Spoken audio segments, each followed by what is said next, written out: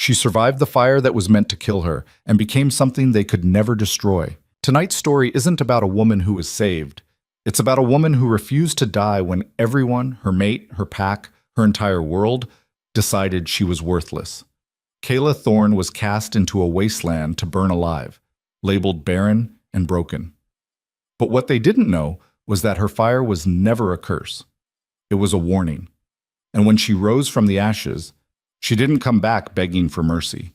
She came back as something far more dangerous than they ever imagined. Stick around until the end to see how a discarded Luna becomes the mother of legends.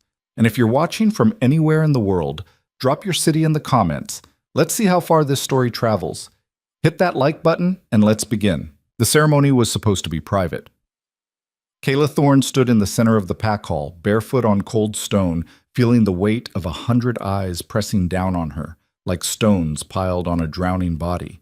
The hall smelled of pine smoke and old blood, the kind that soaked into wood and never came out. Torches lined the walls, their flames flickering in the draft that crept through the gaps in the timber. Outside, the wind howled through the mountains, but inside, the silence was worse. Rick's Calder stood across from her, arms crossed, jaw tight. He didn't look at her face. He hadn't looked at her face in weeks. 3 years, he said, voice flat. 3 years and nothing. Kayla's throat tightened. She wanted to speak, to defend herself, to say something that would make him stop looking at her like she was a mistake he'd made in the dark. But the words stuck. You know what that means, Rix continued, addressing the room now, not her. His voice echoed off the rafters. A Luna who can't bear heirs is no Luna at all. Murmurs rippled through the crowd. Some of the younger wolves shifted uncomfortably. The older ones, the ones who remembered harsher times, nodded in agreement. Kayla's hands trembled at her sides. She curled them into fists, nails biting into her palms. The heat inside her chest flared, that strange burning sensation that had been growing stronger over the past year. It felt like something living beneath her ribs, coiled and waiting. I didn't, she started, but Rix cut her off. You didn't what? He finally looked at her then, and the coldness in his eyes was worse than anger. It was indifference. You didn't fail. You didn't waste my time. You didn't make me look weak in front of the other packs. Rix, please, enough. He turned to the pack elder, a gray-haired woman named Mirva, who stood beside the ceremonial fire. She held a ceremonial blade, its edge dull with age, but still sharp enough to cut. Mirva's expression was unreadable, but Kayla saw the slight downward twitch of her mouth. Pity, maybe. Or disappointment. The bond must be severed, Mirva said, her voice carrying the weight of ritual. As is the law when a mate proves insufficient. Insufficient. The word landed like a slap. Kayla's vision blurred. Not from tears, she wouldn't give them that, but from the heat. It was rising again, creeping up her spine, spreading through her veins like molten iron. Her skin prickled.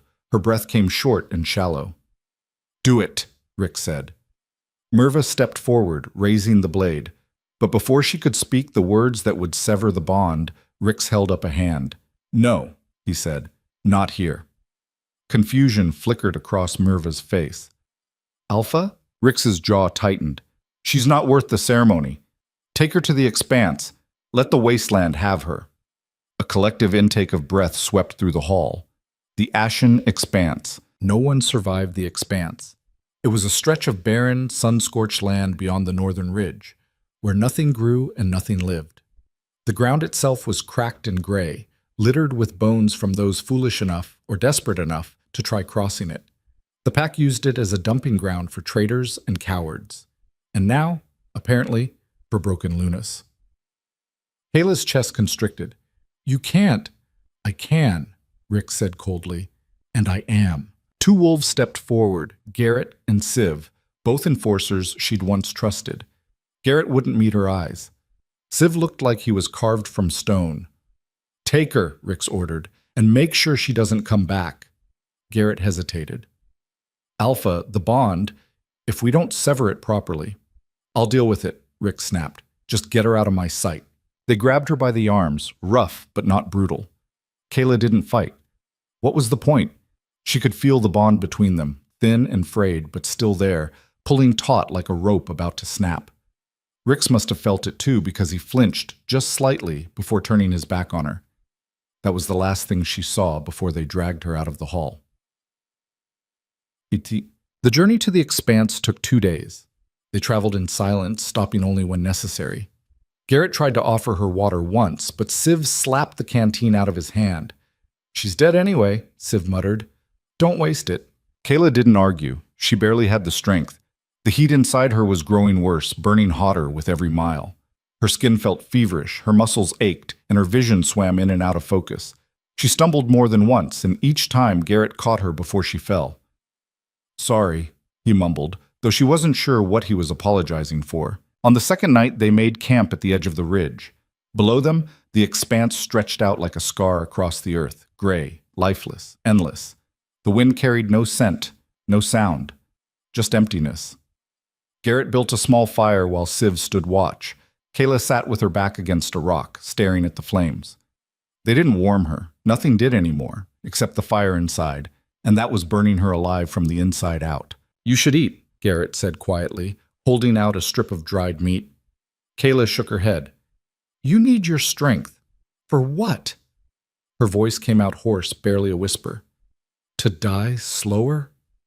Garrett flinched. He set the meat down beside her and turned away. Civ snorted from his post. "She's finally starting to get it." "Shut up, Civ," Garrett muttered. "Why? It's the truth. She's barren. Useless. Rix was right to toss her." Kayla closed her eyes. The words should have hurt, but they didn't. She was too tired, too burned out. All she felt was the fire, growing hotter, spreading wider, filling every empty space inside her. When dawn broke, they marched her down into the Expanse. The ground was cracked and hard beneath her feet, radiating heat even though the sun had barely risen. The air shimmered, distorting the horizon. Kayla's legs shook with every step, but she forced herself forward. She wouldn't give them the satisfaction of carrying her. They stopped about a mile in. "This is far enough," Civ said, wiping sweat from his brow. "Any further, and we'll be dead too." Garrett looked at Kayla, something almost like regret flickering in his eyes. "I'm sorry," he said again. Then they turned and left. Kayla stood there, alone, watching their figures shrink into the distance until they disappeared entirely. She waited until she couldn't hear their footsteps anymore. Then she sank to her knees. The sun climbed higher. The heat pressed down on her like a physical weight, crushing the air from her lungs. Her vision darkened at the edges. She could feel her heartbeat slowing, each thud weaker than the last. This was it then. This was how it ended. She thought about Rix, about the way he used to look at her, back when they were young and the bond was new. She thought about the pack, the life she'd tried so hard to build, the children she'd wanted but never had. And then she thought about the fire that had been burning inside her for so long, the fire no one understood, the fire they all feared. What if it wasn't killing her? What if it was trying to become something? The thought was absurd, desperate. But as the darkness closed in, Kayla reached for it anyway. She reached for the fire, the heat, the thing inside her that wouldn't die no matter how hard the world tried to snuff it out. And the fire reached back. It surged through her, hotter than the sun, brighter than any flame. Her body convulsed, her back arching off the ground. She opened her mouth to scream, but no sound came out, only light, pouring from her throat, her eyes, her skin. The ground beneath her cracked, the sky above her darkened, and something vast and ancient turned its gaze toward her. When Kayla opened her eyes, the sun was gone. No, not gone. Eclipsed. A shadow stretched across the Expanse, massive and impossible. She blinked, trying to clear her vision, and slowly the shadow took shape. Wings. Enormous wings, each one the size of a ship's sail, blocking out the sky. Scales like polished obsidian caught the faint light, gleaming dark red and gold at the edges. A body coiled and powerful, radiating heat that made even the Expanse seem cold by comparison. A dragon. Kayla's breath caught. It descended slowly, deliberately, each beat of its wings sending gusts of scorching air across the cracked earth. When it landed, the ground shook. Dust rose in clouds, and Kayla felt the vibration in her bones. The creature lowered its head, bringing one massive eye level with her. The eye was molten gold, flecked with embers.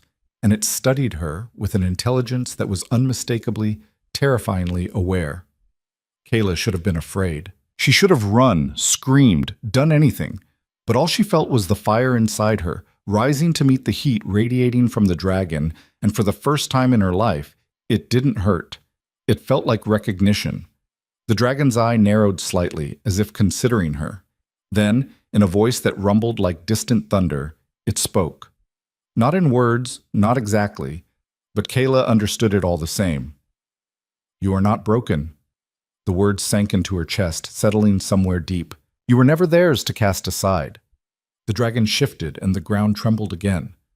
Slowly, impossibly, its form began to change. Scales receded, wings folded inward, and the massive body contracted, reshaping itself until what stood before her was no longer a dragon, but a man. Tall, broad-shouldered, skin the color of burnished bronze, marked with faint scars that looked like they'd been carved by claws. His hair was black, shot through with streaks of dark red, and his eyes, those eyes, still burned with molten gold. He crouched down in front of her, close enough that she could feel the heat radiating from him. "You're dying," he said. His voice was rough, edged with smoke. Kayla tried to speak, but her throat was too dry. She managed a weak nod. The man, the dragon, tilted his head, studying her the way a predator studies prey.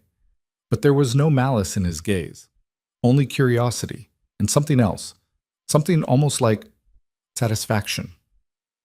"They threw you away," he said. It wasn't a question. Kayla nodded again. "Because they thought you were barren." Another nod. The corner of his mouth twitched, almost a smile. "Fools." He reached out, and Kayla flinched instinctively. But he didn't strike her. Instead, he placed one hand, large, warm, impossibly gentle, against her chest, right over her heart. The fire inside her surged. Kayla gasped, her back arching, but the man held her steady. The heat didn't burn. It didn't consume. Instead, it spread, filling every corner of her body, driving out the cold, the pain, the exhaustion. "You were never meant for wolves," the man said quietly. "Your fire is too strong, too old. They couldn't hold it." Kayla's vision cleared. Her heartbeat steadied. She drew in a full breath for the first time in days. "What?" Her voice cracked. "What are you?" The man smiled then, a sharp, dangerous thing. "Kalion Varric, Dragon King of the Ashbourne Peaks." He stood, pulling her up with him as if she weighed nothing. "And you, little wolf, are coming with me, Olch." Kayla didn't remember much of the journey. One moment she was standing in the expanse, Kalion's hand wrapped around her wrist. The next, the world dissolved into heat and wind, and the rush of air as they shot upward. She might have screamed. She wasn't sure. Everything was a blur of red and gold and black. When the world solidified again, she was lying on stone, cool stone, smooth. Not the cracked, burning ground of the expanse, but something carved and shaped by hands or claws. She blinked, trying to focus, and slowly her surroundings came into view. A cave. No, not a cave. A hall. The ceiling arched high overhead, supported by columns of natural rock shot through with veins of something that glowed faintly red, like embers buried in coal. The walls were smooth, almost polished, and the floor beneath her was inlaid with patterns that looked like flames frozen in stone. Warmth radiated from everywhere, but it wasn't oppressive. It was comfortable, like being wrapped in a blanket on a cold night. Kayla sat up slowly, her head spinning. Her body still ached, but the burning inside her had dulled to a low simmer. She could breathe, she could think. "Easy." She turned. Kalion stood a few feet away, arms crossed, watching her with that same unreadable expression. He'd draped something over her, a cloak, heavy and lined with dark fur. She pulled it tighter around herself. "Where am I?" "My home," Kalion said simply. "The Ashbourne Peaks." Kayla looked around again, taking in the grandeur of the hall. "This is a mountain?" "Several mountains, actually, hollowed out over centuries."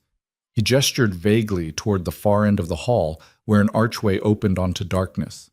"This is just the entrance." Kayla's mind struggled to process it. Dragons. Mountains. A king who could shift between forms. It was too much, too fast. "Why did you bring me here?" she asked. Kalion tilted his head, considering her. "Because you were dying, and because I was curious." "Curious about what?" "About you." He stepped closer, and Kayla fought the urge to back away. "Your fire. I felt it from miles away. Strong, ancient, the kind of fire that doesn't belong in a wolf." "I don't understand." "You will." Kalian crouched down so they were eye level. His gaze was intense, burning. "Tell me, Kayla Thorne, did they ever wonder why you burned so hot? Why your body rejected every attempt to bear their children?" Kayla's throat tightened. "They said I was broken." Kalion's expression darkened. "They were idiots." He stood again, pacing toward the archway. "You weren't broken. You were incompatible.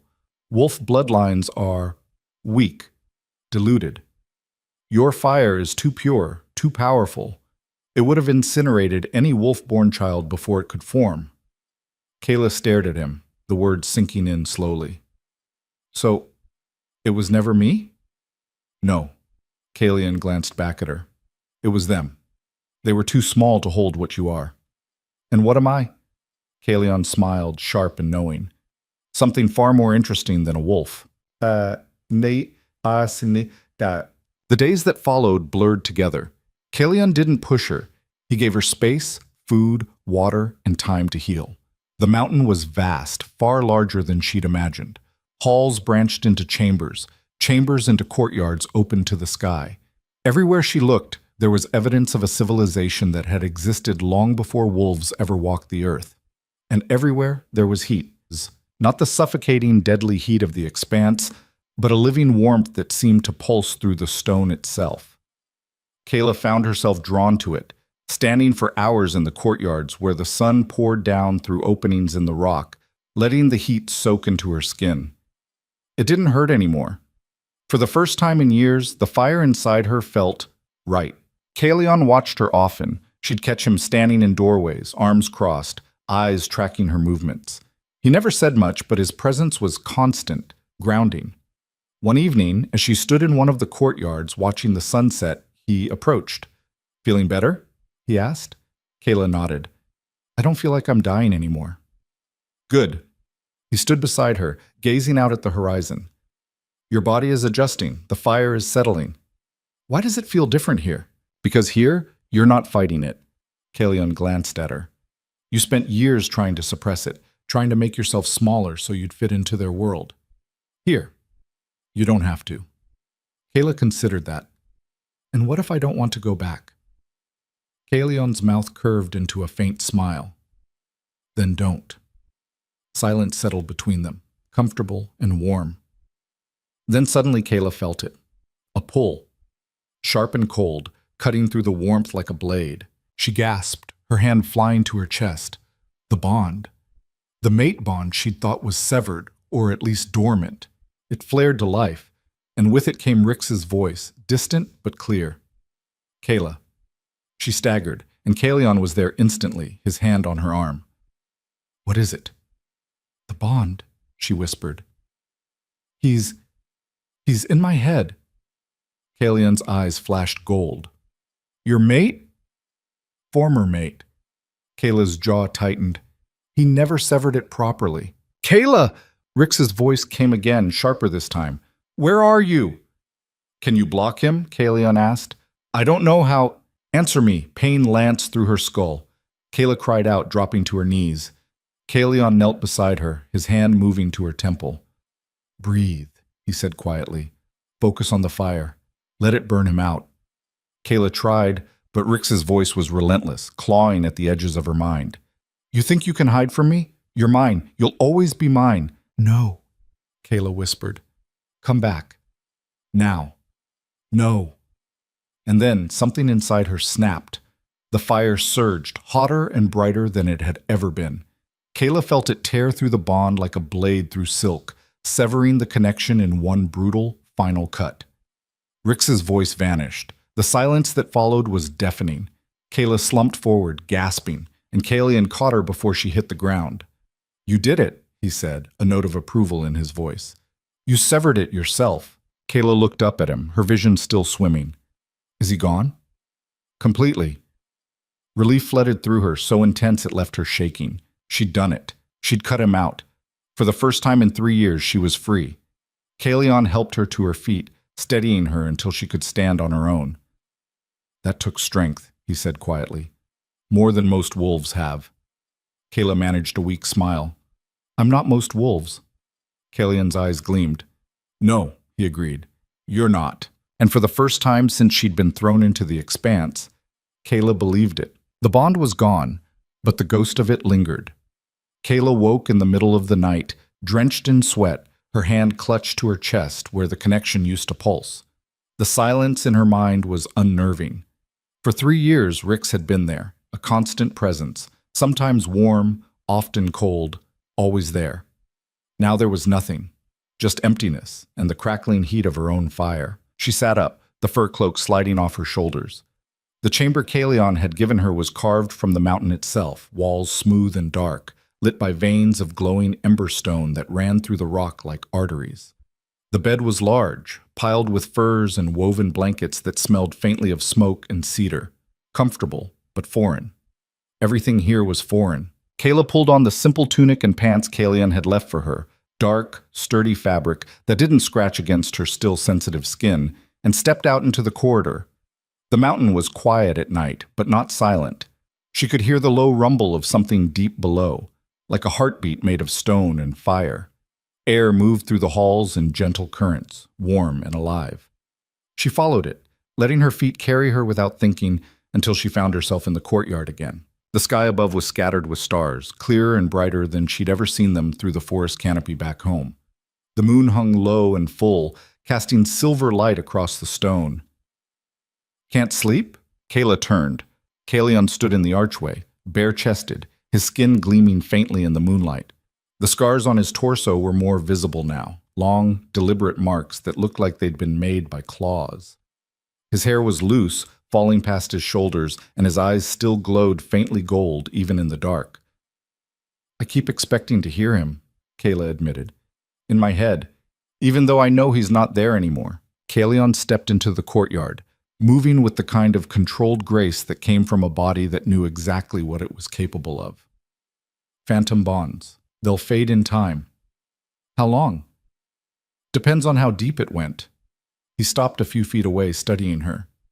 You were bonded for 3 years. It might take weeks, maybe months. Kayla wrapped her arms around herself. Great. You regret severing it? No. The answer came instantly, fierce. I just wish I'd done it sooner. Kalion's mouth curved into something that might have been approval. Good. They stood in silence for a moment, the night air moving around them. Why are you helping me? Kayla asked suddenly. You don't know me. You don't owe me anything. Kalion tilted his head, considering. No, I don't. Then why? Because I wanted to.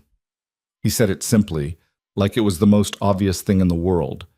I saw something burning in the wasteland. I went to look. I found you, and I decided you were worth keeping alive. That's it? Just curiosity? Mostly. Kalion's gaze sharpened. And because I recognized what you are. Which is? Someone who's been trying to fit into a shape that was never meant for them.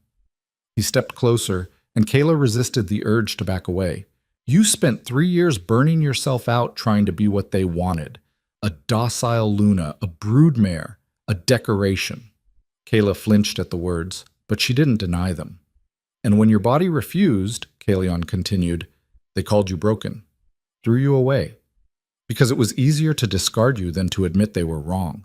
They weren't wrong, Kayla said quietly. I couldn't give them what they needed. No, you couldn't give them what they wanted. There's a difference. Kalion's voice dropped, rough and low. They needed heirs to keep their bloodline strong. You couldn't provide that because your fire would have burned any wolf-born child to ash before it could form. That's not failure. That's incompatibility. Kayla looked up at him, her chest tight. So what am I supposed to do?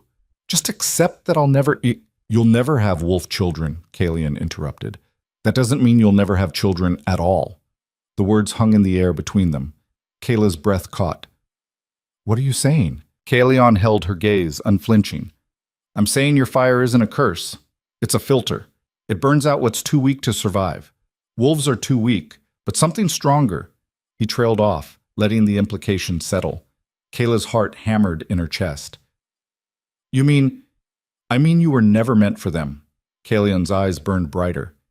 You were meant for something that could match your fire, something that wouldn't break under the heat. The silence that followed was deafening. Kayla didn't know what to say. Didn't know what to think. The idea was insane. Impossible. And yet, standing here in the warmth of the mountain, feeling the fire inside her settle and hum in a way it never had before, it didn't feel impossible. It felt inevitable. I don't even know if I want that anymore, she said finally, her voice barely a whisper. After everything? Then don't decide now. Kalion stepped back, giving her space. Heal first. Get your strength back. Figure out who you are without them hanging over you. Kayla nodded slowly. And then? Then you decide what you want. Kalion turned toward the archway. But whatever you choose, it'll be yours, not theirs, not mine. Yours. He disappeared into the shadows, leaving Kayla alone under the stars. She stood there for a long time, feeling the fire inside her burn steady and strong, and for the first time in 3 years, she let herself believe that maybe, just maybe, she wasn't broken after all. The next morning, Kalion took her deeper into the mountain. If you're going to stay here, you need to understand where you are, he said, leading her down a spiral staircase carved into the rock. The steps were worn smooth by centuries of use, and the walls glowed faintly with that same emberstone light. How old is this place?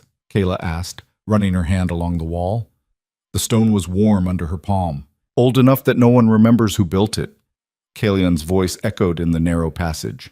My kind have been here for generations, but we didn't carve these halls. We inherited them. They descended for what felt like hours, though Kayla suspected it was only minutes. Time felt strange here, stretched and compressed all at once. Finally, the staircase opened into a cavern so vast that Kayla couldn't see the far wall. The ceiling arched high overhead, held up by natural pillars of stone that glowed red and gold from within. The floor was smooth, polished to a mirror shine, and in the center of the cavern sat a pool of molten rock, bubbling and hissing, radiating heat that made even Kayla's fire-touched skin prickle. This is the heart of the mountain, Kalion said, where the fire is strongest. Kayla stared at the pool, mesmerized. The molten stone moved like a living thing, slow and deliberate, coiling and folding in on itself. It's beautiful. It's dangerous. Kalion stopped at the edge of the pool, close enough that the heat distorted the air around him. One wrong step and you're ash. But for my kind, it's home. He knelt down, pressing his palm flat against the stone floor. Kayla watched as the glow beneath his hand brightened, spreading outward in veins that connected to the pool. The molten rock responded, swirling faster, brighter. You're controlling it, Kayla said. Guiding it, Kalion corrected. The fire has its own will. I just suggest direction. He stood, brushing ash from his hand. Kayla blinked. What? Put your hand on the stone, feel the fire beneath it. I don't know how... You've been doing it your whole life, Kalion said. You just didn't know what it was. Stop thinking. Just feel. Kayla hesitated, then knelt down and pressed her palm against the stone. The heat hit her instantly, rushing up her arm and into her chest. But it didn't burn. It welcomed her. She could feel the fire beneath the surface, vast and ancient and alive, pulsing in rhythm with her own heartbeat. And then, impossibly, it listened. The glow beneath her hand brightened, spreading outward just like it had for Kalion. The molten pool shifted, responding to her touch, swirling in patterns that felt almost like recognition. Kayla gasped, pulling her hand back. The glow faded instantly. I felt it, she whispered. I felt it know me. Kalion crouched beside her, his expression unreadable. Because it does. The fire recognizes its own. But I'm not... She stopped, the words dying in her throat. Not what? Kalion asked quietly. Not a dragon? No. But you're not just a wolf either. You're something in between. Something the fire can work with. Kayla stared at the pool, her mind racing. How is that possible? I don't know, Kalian admitted, but I intend to find out. Dun dun dun. Over the following days, Kyla began to settle into a rhythm. Kalian was a strange host, distant but attentive, giving her space while somehow always knowing when she needed help. He taught her how to navigate the mountain, how to read the veins of emberstone to find her way, how to distinguish between the halls that were safe and the ones that weren't. Some chambers are too hot even for dragons, he warned, pointing to a corridor that glowed brighter than the others. The fire is unstable there. Go in and you won't come out. Kayla made a mental note to avoid that hallway. She also met others. Not many. Kellyan's people were few and far between, scattered throughout the peaks, but enough to understand that she was an anomaly. A wolf in a dragon's den. They stared at her when they thought she wasn't looking, whispered when she passed. Some were curious. Others were hostile. One afternoon, as she was exploring the upper terraces, she encountered a woman with copper-red hair and scales that shimmered along her arms like armor. "You're the wolf," the woman said flatly. Kayla stopped. "I am." The woman circled her slowly, eyes narrowed. "You don't smell like prey." "Should I?" "Most wolves do. Weak, fragile, easy to break." The woman stopped in front of her, tilting her head. "You smell like smoke, like you've been standing too close to the fire." "Maybe I have." The woman's mouth twitched, almost a smile. "Kalian must see something in you. He doesn't usually waste time on strays." "I'm not a stray." "No?" The woman leaned in, close enough that Kayla could see the faint glow in her eyes. "Then what are you?" Kayla met her gaze, refusing to back down. "I'm still figuring that out." The woman stared at her for a long moment, then laughed, a sharp barking sound. "You've got spine, at least. That's more than most." She turned and walked away, calling over her shoulder, "Name's Ceres. Try not to die before you figure yourself out." Kayla watched her go, unsure whether she'd just made a friend or an enemy. That night, the nightmare started. Kayla woke gasping, the remnants of Rix's voice still echoing in her ears. Except it wasn't a phantom bond this time. It was a memory, his face twisted in disgust, his words cutting deeper than any blade. Worthless, broken, a waste. She sat up, shaking, her skin slick with sweat. The fire inside her churned, unstable, feeding on the fear and anger she was trying so hard to suppress. A knock at the door made her jump. "Kayla." Kalion's voice, low and steady. She hesitated, then called out, "Come in." The door opened and Kalion stepped inside, still dressed in the same dark pants and loose shirt he'd been wearing earlier. He looked at her, taking in the state of her, tangled hair, trembling hands, the wild look in her eyes, and closed the door behind him. "Nightmare?" he asked. Kayla nodded, not trusting her voice. Kalion crossed the room and sat on the edge of the bed, close but not touching. "What did you see?" "Him." The word came out bitter. "Rix, the things he said, the way he looked at me. He's not here." "I know that." Kayla's hands clenched into fists. "But it doesn't stop the memory." Kalion was quiet for a moment. Then he said, "He's still in your head because you let him be." Kayla's head snapped up. "Excuse me? You severed the bond. You cut him out. But you're still holding on to the pain he caused." Kalion's gaze was steady, unflinching. "You're letting him haunt you." "I'm not." "You are." He leaned forward, his voice dropping. "You're carrying his words like they're truth, like you still believe them." Kayla's throat tightened. "What if they are true? They're not." "You don't know that." "I do." Kalion reached out and took her hand, his grip warm and firm. "Because I've seen what you are. I've felt your fire. And I know that anyone who called you broken was either blind or a coward too afraid to admit they couldn't handle you." Kayla stared at him, her chest tight, her vision blurring with tears she refused to let fall.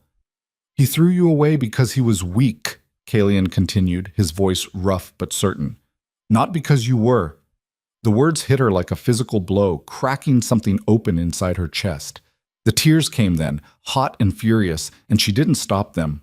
Kalion pulled her against him, one hand in her hair, the other wrapped around her back. She buried her face in his shoulder and let herself break, just for a moment, feeling the heat of him surrounding her like a shield. When the tears finally stopped, she pulled back, wiping her face with the back of her hand. "Sorry," she muttered. "Don't be." Kalion brushed a strand of hair out of her face, his touch surprisingly gentle. "You needed it." Kayla managed a weak laugh. "I'm a mess." "You're healing." Kalion stood, but his hand lingered on her shoulder for a moment. "It's not pretty, but it's necessary." He moved toward the door, then paused. "Get some rest. Tomorrow I'm taking you to the lower peaks. There's someone you need to meet." "Who?" Kalion's mouth curved into a faint smile. "Someone who will understand what you're going through better than I ever could." And with that, he left, closing the door softly behind him. Kayla lay back down, the fire inside her settling into something steadier, and for the first time since the nightmares started, she slept without dreaming. The lower peaks were colder than the heart of the mountain, but still warmer than anywhere Kayla had lived before. Kalion led her along a narrow path carved into the cliffside, the drop on one side steep enough to make her stomach turn. The wind whipped around them, carrying the scent of pine and ash. "Where are we going?" Kayla asked, gripping the rock wall for balance. "To see Mira," Kalion said. "She lives on the edge of our territory, prefers solitude." "Why do I need to meet her?" "Because she's like you." Kayla blinked. "What?" "Not a wolf," Kalion clarified, "but not a dragon either. Something in between." Before Kayla could ask more, the path opened into a small plateau. A cottage sat at the edge, built from stone and timber, smoke rising from the chimney. It looked almost normal, domestic even, except for the faint glow coming from the windows. Kalion knocked once, then pushed the door open without waiting for an answer. Inside, the cottage was warm and cluttered. Shelves lined the walls, packed with books, jars of dried herbs, and strange instruments Kayla didn't recognize. A fire crackled in the hearth, and sitting beside it was a woman who looked to be in her 50s, with silver-streaked hair and eyes that glowed faintly amber. She looked up as they entered, her gaze landing on Kayla with unnerving intensity. "So," the woman said, setting down the book she'd been reading, "you brought her." "I did." Kalion stepped aside, gesturing for Kayla to come forward. "Kayla, this is Mira." "Mira." "Kayla." Mira stood, moving with a grace that belied her age.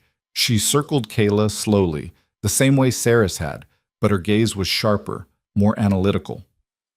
"Wolf-born," Mira murmured, "but touched by fire. Interesting." "She was rejected by her pack," Kalion said. "Called barren." Mira snorted. "Of course they did. Idiots." She stopped in front of Kayla, tilting her head. "Let me see your hands." Kayla hesitated, then held them out. Mira took them, turning them over, studying the lines and scars. Then she pressed her thumbs against Kayla's wrists, right over her pulse points.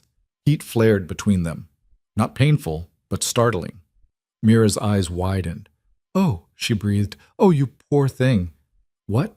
Kayla asked, uneasy. Mira released her hands and stepped back, her expression a mix of pity and awe. "You're not barren. You're dormant." "What does that mean?" "It means your body has been waiting," Mira said. "Waiting for the right match, the right fire." She glanced at Kalion, something knowing in her gaze. "Wolf fire isn't strong enough. It never was. But dragon fire." She trailed off, and the implication hung heavy in the air. Kayla's heart pounded. "Are you saying—" "I'm saying you could bear children," Mira interrupted.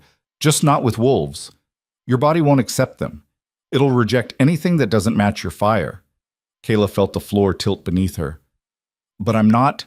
I can't." "You can," Mira said firmly. "If the fire is right." Kalion was silent, his expression unreadable. Kayla looked between them, her mind spinning. "This is insane." "It's rare," Mira corrected, "but not impossible. I've seen it before. Once." Her gaze softened. "My mother was like you. Wolf-born, fire-touched. She bonded with a dragon, and she had me." Kayla stared at her. "You're half," Mira finished. "Half wolf, half dragon. Neither and both." She smiled faintly. "It's not an easy life, but it's mine." Kayla sank into the nearest chair, her legs suddenly unable to hold her. Everything she'd believed about herself, everything Rix and the pack had drilled into her, was a lie. She wasn't broken. She was just waiting. Mira knelt in front of her, taking her hands again. Listen to me. What they did to you was cruel and wrong, but it doesn't define you. You get to choose what happens next. Kayla met her gaze, seeing the understanding there, the shared pain of rejection and rebirth. What if I make the wrong choice? Kayla whispered. Mira smiled. Then you make another one. That's the beauty of it. You're free now. The only person you answer to is yourself. The walk back to the heart of the mountain was quiet. Kalion didn't push her to talk, and Kayla was grateful. Her mind was too full, too loud with possibilities and fears, and the slow, creeping hope she was afraid to name. When they reached the courtyard, Kalion finally spoke. You don't have to decide anything now, he said. Mira's right. You have time. Kayla nodded, staring up at the stars. Thank you for taking me to her. She needed to meet you as much as you needed to meet her. Kalion paused. And I needed you to know the truth. Why? He looked at her then, his golden eyes burning in the dark. Because I don't want you here out of desperation. I want you here because you choose to be. Kayla's breath caught. Before she could respond, a sharp, searing pain lanced through her chest. She cried out, stumbling, and Kalion caught her. What is it? He demanded. Kayla gasped, her hand flying to her heart. The bond? No, not the bond. Something else, something worse. A presence, cold and furious, clawing at the edges of her mind. Rick's. But how? She'd severed the bond. She'd burned it out completely. Unless he's forcing it, Kayla gasped. He's trying to rebuild it. Kalion's expression darkened. That's not possible. He's doing it anyway. Kayla's vision swam. She could feel Rick's rage, his obsession, his refusal to let her go. He won't stop. He'll keep trying until... She didn't finish. The pain spiked and the world went black. When Kayla opened her eyes, she was lying on cold stone, staring up at a ceiling she didn't recognize. Her head throbbed, and her chest felt like someone had driven a stake through it. She tried to sit up, but her body wouldn't cooperate. Don't move. Mira's voice, sharp and commanding. Kayla turned her head slowly. The older woman knelt beside her, hands pressed against Kayla's temples, her eyes glowing bright amber. The heat radiating from her palms was intense, almost painful. What happened? Kayla croaked. Your former mate is an idiot, Mira said tersely, and a dangerous one. Kalion stood nearby, arms crossed, his expression darker than Kayla had ever seen it. He's trying to force a new bond, without your consent. Kayla's stomach turned. That's not possible. It shouldn't be, Mira corrected. But if he's desperate enough, ruthless enough, he can try to rebuild the pathways. It won't be clean, it won't be stable, but it'll hurt like hell and give him access to your mind. Can you stop it? Mira's jaw tightened. I'm trying, but he's persistent. Every time I burn out a connection, he starts building another. Kayla felt the tears prick at the corners of her eyes, but she forced them back. How long can he keep doing this? As long as he wants, Mira said grimly, or until one of you dies. The words hung in the air like a death sentence. Kalion moved closer, his presence a wall of heat and barely controlled fury. There's another way. Mira glanced up at him. You're not suggesting I am. That's insane. She's barely stable as it is. She'll be less stable if he keeps clawing his way into her head. Kalion's eyes flashed gold. You know I'm right. Mira stared at him for a long moment, then cursed under her breath. She looked down at Kayla. He wants to replace the bond. Kayla blinked. What? A mate bond is a connection, Kalion said. A pathway between two people. Right now, Rix is trying to rebuild the one you severed. But if there's already another bond in place, a stronger one, he won't be able to force his way in.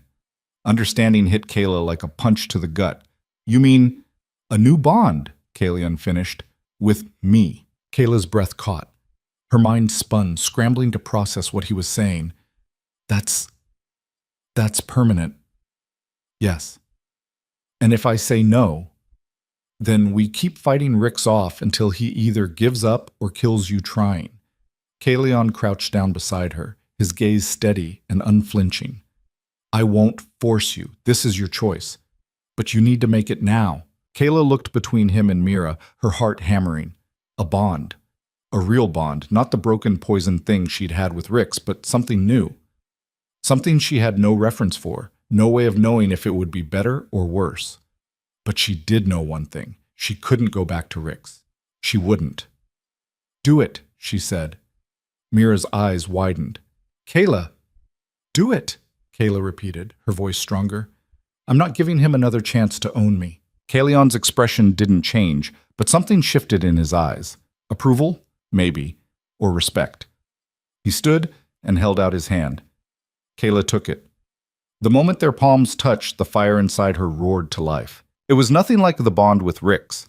That had been a slow build, a gradual intertwining over months. This was instant and overwhelming, like being thrown into a furnace. Heat poured through her, so intense she thought it would burn her alive. She gasped, her grip on Kalion's hand tightening, and he pulled her to her feet. "Look at me," he said, his voice cutting through the chaos in her head. Kayla met his gaze and the world narrowed to just the two of them. She could feel him, not just his presence, but him, his fire, his strength, the vast, ancient weight of his power. It should have terrified her. Instead, it felt like coming home. The bond snapped into place with an audible crack, and Kayla cried out.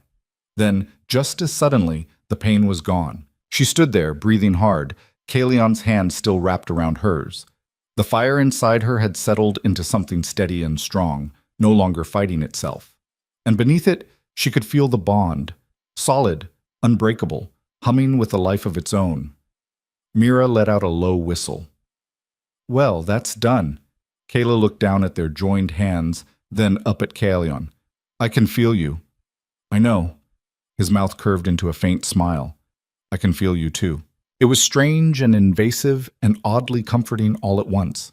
She could sense his emotions, calm, steady, with an undercurrent of satisfaction, and she knew he could sense hers. "What about Rix?" she asked.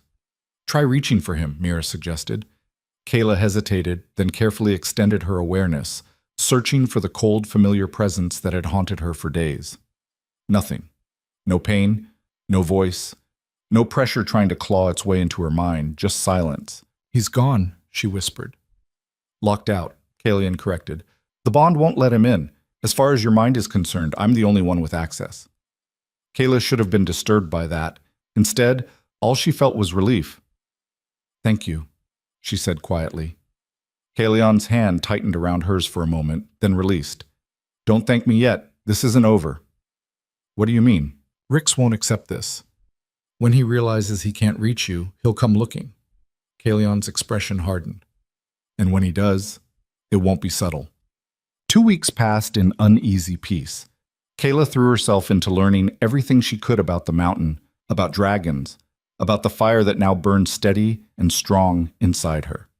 Mira became a constant presence, teaching her how to channel the heat, how to keep it from overwhelming her, how to recognize the difference between her fire and Kaelian's. "It's like learning a new language," Mira explained one afternoon as they sat in the courtyard. "You've been speaking wolf your whole life. Now you're learning dragon. It takes time." Kayla flexed her fingers, watching the faint glow that appeared under her skin when she concentrated. "How long did it take you?" "Years." Mira smiled faintly. "But I was a child. You're starting later, which makes it harder, but you're also more stubborn, which helps." Kayla laughed despite herself. The bond with Kaelion was strange. She could feel him even when he wasn't nearby, a constant, steady presence at the back of her mind. Sometimes it was distracting. Other times it was grounding. She was still getting used to the idea that someone could sense her emotions, her moods, her fears. But Kaelion never pushed, never pried. He gave her space when she needed it and showed up when she didn't ask but needed him anyway. Like the night she woke screaming from a nightmare about the expanse. She'd been back there burning under the sun, alone and dying. But this time, when the shadow descended, it wasn't Kaelion. It was Rix, his face twisted in fury, his hands reaching for her throat. She woke gasping, the sheets tangled around her legs, her skin slick with sweat. The door opened before she could even think about calling out. Kaelion stepped inside, already moving toward her. "I felt it," he said simply. Kayla nodded, not trusting her voice. He sat on the edge of the bed, close but not touching. You're safe. I know. Do you? Kayla met his gaze. I'm trying to. Kalion studied her for a moment, then reached out and took her hand. The bond flared between them, warm and reassuring. He can't reach you. Not here. Not while I'm alive. The certainty in his voice settled something in her chest. What if he tries anyway? Then I'll deal with him. You mean kill him? Kalion's expression didn't change. If necessary. Kayla should have been horrified. Instead, she just felt tired. I don't want you to have to do that because of me. I wouldn't be doing it because of you, Kalion said. I'd be doing it because he's a threat. To you, to my territory, to the peace we've maintained with the wolf packs for decades. He's already crossed lines that can't be uncrossed. Kayla looked down at their joined hands. I didn't want any of this. I know. Kalion's thumb brushed across her knuckles. But you're here anyway. So we deal with it. He stayed until she fell asleep, his presence a steady anchor against the nightmares. The attack came on the 16th day. Kayla was in the lower halls with Mara, practicing her control, when the alarm sounded, a deep, resonant gong that echoed through the entire mountain. Mira's head snapped up. That's the perimeter warning. Kayla's heart jumped into her throat. What does that mean? It means someone's crossed into our territory. Mira was already moving, heading for the stairs. Come on! They ran through the halls, following the sound of voices and footsteps. By the time they reached the main courtyard, it was already crowded with dragons in various states of transformation, some fully scaled, others halfway between human and beast. Kalion stood at the center, fully human, but radiating enough heat that the air around him shimmered. Ceres was beside him, her copper scales gleaming in the light. How many? Kalion demanded. 20, maybe 30, Ceres reported. Wolves. They're moving up the eastern pass. Kayla's blood ran cold. It's him. Kalion's gaze snapped to her. You're sure? I can feel it. And she could. A faint, distant pull, like a fishhook lodged in her chest. The bond might be severed, but the memory of it was still there. He's coming for me. Kalion's expression darkened. He turned to the assembled dragons. No one engages unless I give the order. I want eyes on them, but keep your distance. If they're smart, they'll turn back. And if they're not, Ceres asked, then we remind them why we don't get visitors. The dragons dispersed, moving with terrifying efficiency. Within minutes, the courtyard was empty except for Kalion, Mara, and Kayla. You need to stay inside, Kalion said, his tone leaving no room for argument. Like hell, Kayla shot back. If he's here for me, I'm not hiding. You're not ready. I'm ready enough. Kayla stepped closer, meeting his gaze. I'm not the same person he threw away. I'm not going to cower while you fight my battles. Kalion stared at her, and she felt the bond pulse between them. Frustration, concern, and underneath it all, a grudging pride. Fine, he said finally, but you stay close, and if I tell you to run, you run. Kayla nodded. Mira sighed. You're both insane. They met the wolves at the edge of the plateau, where the mountain path widened into a natural arena. Rick stood at the front, flanked by Garrett and Civ and a dozen other wolves Kayla recognized from the pack. He looked thinner than she remembered, his face gaunt, his eyes wild. But when he saw her, those eyes locked onto her with an intensity that made her skin crawl. Kayla, he said, and his voice carried across the distance like a whip crack. There you are. Kayla stood beside Kalion, Mara a few steps behind. She kept her chin up, her shoulders back, refusing to show the fear twisting in her gut. You need to leave, Kalion said, his voice calm but edged with threat. Now. Rix's gaze flicked to him, dismissive. I'm not talking to you, lizard. I'm talking to my mate. She's not your mate, Kalion said flatly. Not anymore. Rix's lip curled. She'll always be mine.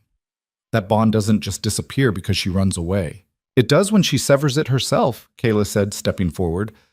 I burned you out, Rix. You're nothing to me now. Rix flinched like she'd slapped him. You think you can just walk away after everything I gave you? You gave me nothing, Kayla said, her voice shaking with anger. You took. You used me. And when I couldn't give you what you wanted, you threw me into the wasteland to die. Because you were useless, Rix shouted.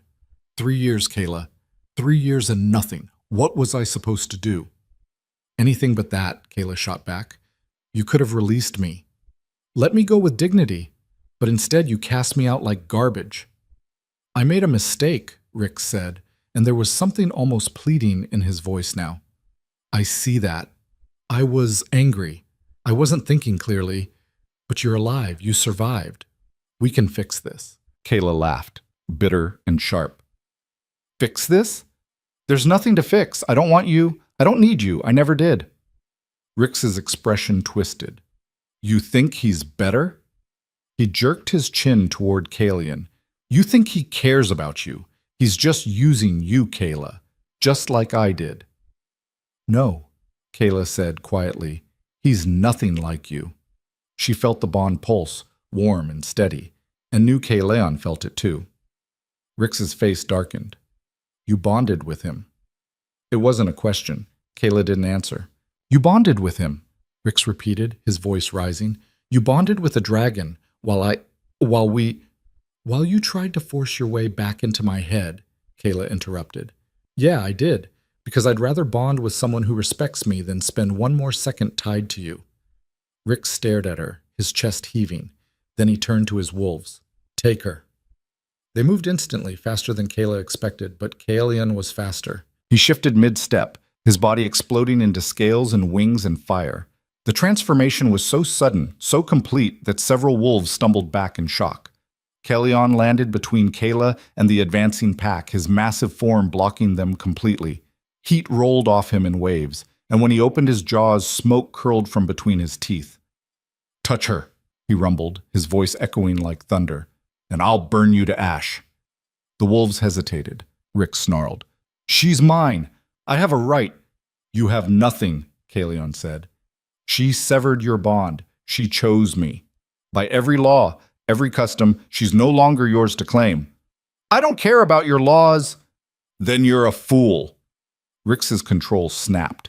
He shifted, his body twisting into his wolf form, massive, dark-furred, teeth bared. He lunged at Kalian with a speed born of desperation. Kalian met him head-on. The collision shook the ground. Kalian's claws raked across Rix's side, drawing blood. Rix twisted, snapping at Kalian's throat, but the dragon was too large, too strong. He caught Rix by the scruff and flung him across the plateau like a rag doll. Rix hit the ground hard, rolled, and came up snarling. The other wolves moved to help him, but the dragons descended from above. Ceres and half a dozen others, their wings blotting out the sky. The wolves froze. Stand down, Kalian commanded, his voice reverberating across the plateau. Leave now and you live. Stay and you burn. For a moment no one moved, then Garrett shifted back to human form, his hands raised. Alpha, this is suicide. We can't win this. Shut up, Rix growled. He's right, Civ added, also shifting back. We're outnumbered and outmatched. This isn't worth it. She's worth it, Rix roared. No, Kayla said, stepping forward. I'm not. All eyes turned to her. She walked past Kalian, ignoring Mira's hiss of warning, and stopped a few feet from where Rix stood, still in wolf form. I'm not worth dying for, she said quietly, because I was never yours to begin with. You wanted a broodmare, a decoration, something to make you look strong, but I'm not that. I never was. Rix shifted back, standing naked and shaking with rage. You think you're better than me now because you found some lizard to warm your bed? I think I'm free, Kayla said, and that's more than I ever had with you. She turned her back on him, a deliberate insult, and walked back to Kalian's side. Rix lunged. Kayla felt it through the bond a split second before it happened. She spun, her hand coming up instinctively, and the fire inside her erupted. Flames poured from her palm, bright and blazing, slamming into Rix mid-leap. He screamed, hitting the ground and rolling to extinguish the flames. Kayla stared at her hand, shocked. The courtyard was silent.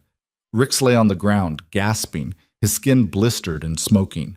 He looked up at her, and for the first time there was fear in his eyes. You're not a wolf anymore, he whispered. No, Kayla agreed, her voice steady. I'm not. Kalion stepped forward, returning to his human form. He crouched beside Rix, his expression cold. You came here to reclaim something that was never yours. You failed. Now you have a choice. Leave and never come back, or stay, and I'll make sure you never threaten her again. Rick stared at him, then at Kayla, his face twisted with something between rage and despair. This isn't over, he rasped. Yes, Kalion said quietly. It is. He stood and gestured to the wolves. Take him. Get out of my territory. If I see any of you again, I won't be merciful. Garrett and Siv moved forward, hauling Rix to his feet. The other wolves followed, silent and shaken. Kayla watched them go, her heart pounding, her hand still tingling from the fire she'd unleashed. When they were gone, Kalion turned to her. You all right? Kayla nodded slowly. I think so. Mira approached, her expression unreadable. That was reckless. I know, but effective. Mira's mouth twitched into a smile. You're learning faster than I thought. Kalion placed a hand on Kayla's shoulder, and she felt the bond hum between them, warm and reassuring. Come on, he said. Let's go inside. Well, that night, Kayla couldn't sleep. She stood in the courtyard again, staring up at the stars, replaying the confrontation over and over in her mind. The look on Rix's face, the fear, the hatred, the fire she'd unleashed without even thinking. You're thinking too loud. She turned. Kalion stood in the archway, bare-chested, arms crossed. Can you actually hear my thoughts? Kayla asked. No, but I can feel when you're spiraling. He stepped into the courtyard, joining her under the stars. What's wrong? I almost killed him. You defended yourself. I know, but Kayla wrapped her arms around herself. I didn't even think. The fire just came. That's how it's supposed to work, Kalion said. Instinct. Survival. What if I can't control it? You will. With practice. He moved closer, his presence warm and grounding. You're not the same person who was thrown into the expanse. You're stronger now. You just have to accept that. Kayla looked up at him. What if I don't want to be strong? What if I just want to be safe? You can be both. Kalion reached out, tucking a strand of hair behind her ear. Strength doesn't mean you can't rest. It just means you can protect yourself when you need to. Kayla leaned into his touch, her eyes closing. Thank you. For everything. You don't need to thank me. I do. She opened her eyes, meeting his gaze. You saved my life. More than once. Kalion's expression softened. You saved mine too. How? He smiled faintly. You reminded me what it's like to have something worth protecting. The bond between them flared, bright and warm, and Kayla felt something shift in her chest. Not just gratitude, not just relief, something deeper. Before she could second-guess herself, she rose on her toes and kissed him. Kalion went still for a heartbeat. Then his arms came around her, pulling her close, and he kissed her back with a fierce, burning intensity that stole her breath. The fire inside her roared to life, but this time it didn't hurt. It felt like belonging. When they finally broke apart, both breathing hard, Kalion rested his forehead against hers. Are you sure? He asked quietly. Kayla nodded. I've never been more sure of anything. And for the first time since she'd been cast into the wasteland, Kayla felt whole. 3 weeks later, Kayla woke to a sensation she didn't recognize. It wasn't pain, it wasn't the fire. It was something else, something new. She sat up slowly, her hand moving to her stomach. The bond with Kalion pulsed, warm and steady, but beneath it was another presence, tiny, fragile, but unmistakably there. Her breath caught. No, it wasn't possible. But even as she thought it, she knew it was true. She was pregnant. Kayla sat on the edge of the bed, her hand still pressed against her stomach, trying to process what her body was telling her. Pregnant. The word felt foreign, impossible. After 3 years of trying and failing with Rix, after being told she was broken, barren, useless, now this. Now, when she'd stopped hoping, stopped wanting it, the life inside her was undeniable. She felt it through the bond too. Kalion's presence stirred, sleep-heavy but sharpening as he sensed her distress. A moment later, he appeared in the doorway, hair disheveled, eyes still heavy-lidded. What's wrong? Kayla looked up at him, and the words stuck in her throat. Kellyanne crossed the room in 3 strides, kneeling in front of her. Talk to me. I'm pregnant, she whispered. Kellyanne went very still. His eyes searched hers, looking for doubt, fear, anything that would suggest she was uncertain. You're sure? I can feel it. Them. Kayla's hand trembled against her stomach. There's 2. Kellyanne's breath caught. Twins. Kayla nodded, tears pricking at her eyes. I don't understand. Mira said it was possible, but I didn't expect. Hey, Kellyanne took her face in his hands, forcing her to meet his gaze. This is good. This is what you wanted. I know, but Kayla's voice broke. What if something goes wrong? What if my body rejects them like it did before? What if it won't? Kellyanne's voice was firm, certain. Your fire is stable now. You're not fighting it anymore. And these aren't wolf children. They're ours. The possessiveness in his voice should have scared her. Instead, it grounded her. I'm terrified, she admitted. I know. Kellyanne pressed his forehead to hers. But you're not alone. Not this time. Kayla closed her eyes, letting his presence wash over her through the bond. Steady, unwavering, absolutely certain. We need to tell Mira, she said finally. Now? Now, Estelle. Mira took one look at Kayla and knew. Well, she said, setting down her tea. That didn't take long. Kayla flushed. Is it that obvious? To someone who knows what to look for? Yes. Mira gestured for them to sit. How far along? I don't know, a few weeks, maybe? Mira moved to stand in front of Kayla, pressing her hands to Kayla's abdomen. Heat flared between them, and Kayla felt the presence of the twins more clearly. 2 distinct sparks, small but burning bright. Mira's eyes widened. Oh, that's what? Kellyanne demanded. They're strong. Mira pulled her hands back, looking shaken. Stronger than they should be at this stage. I can feel their fire already. Kayla's heart sank. Is that bad? I don't know, Mira admitted. I've never seen anything like this. My mother's pregnancy was difficult, but she was carrying 1 child. You're carrying 2, and they're both radiating power like... She stopped, searching for words. Like they're already trying to be born. Kellyanne's jaw tightened. What does that mean for Kayla? It means this is going to be harder than a normal pregnancy. Much harder. Mira met Kayla's gaze.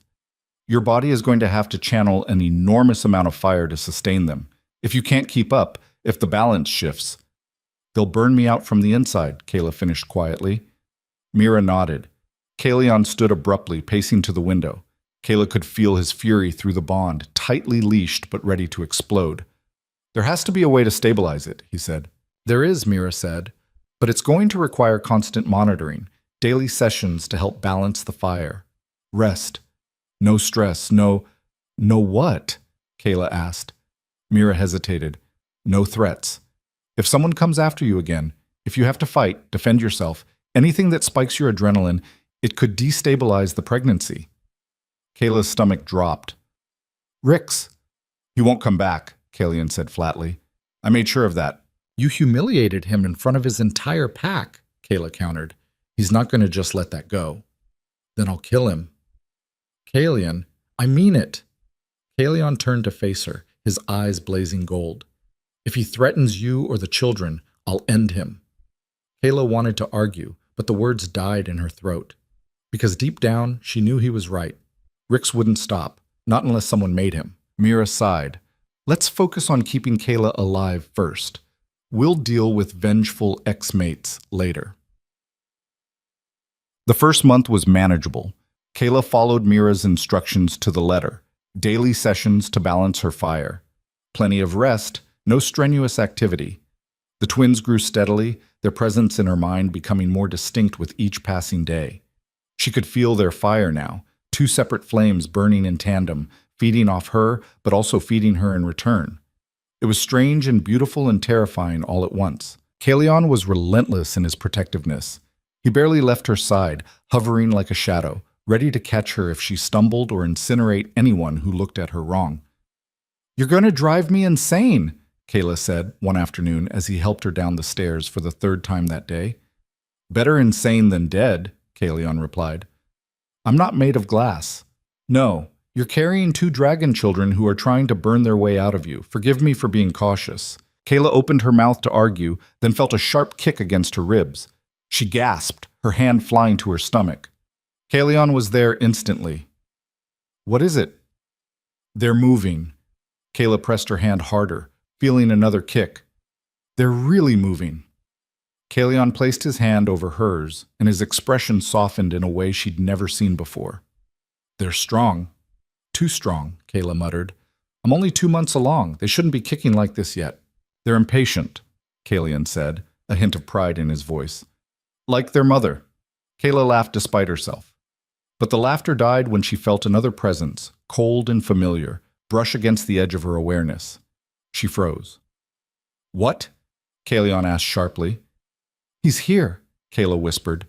Kalion's entire demeanor changed. He straightened, his body going rigid, his eyes flashing gold. Where?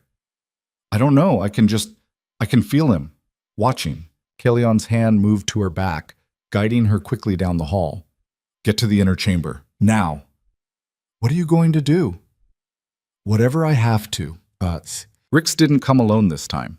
When the alarm sounded, Kayla was already in the inner chamber, surrounded by Mira and 3 other dragons who'd been stationed as guards.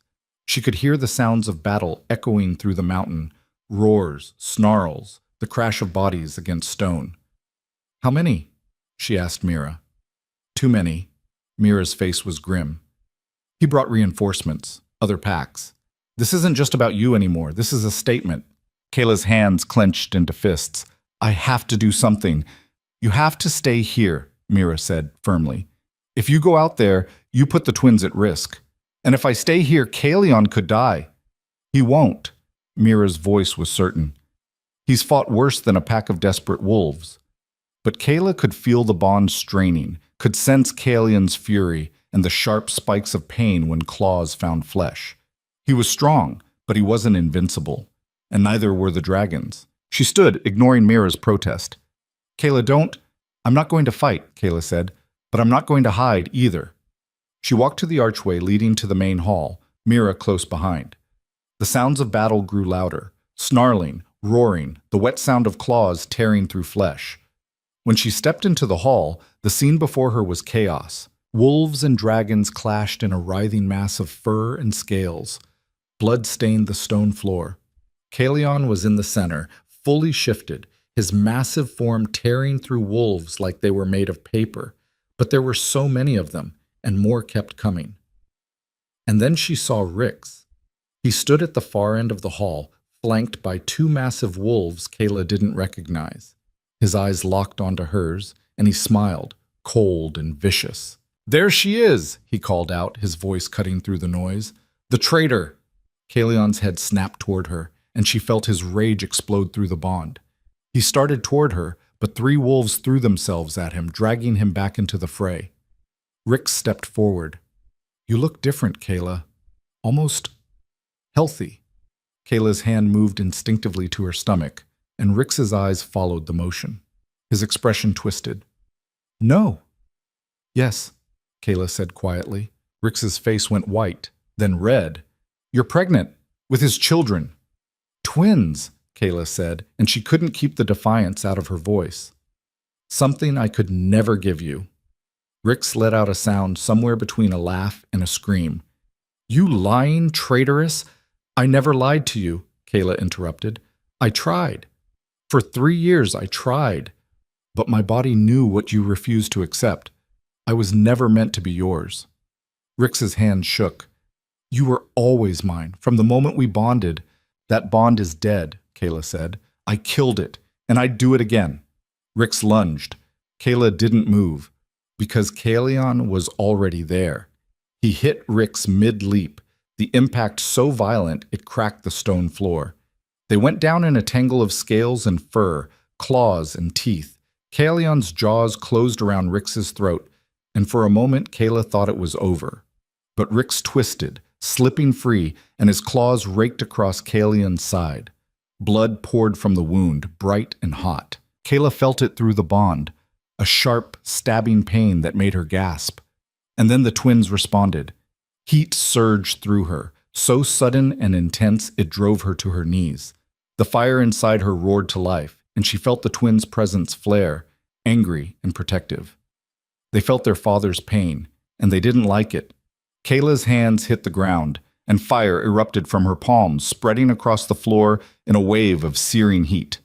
Wolves yelped and scattered, their fur singed. The entire hall went silent. Kayla looked up, her vision tinged with red, her entire body blazing with power that wasn't entirely her own.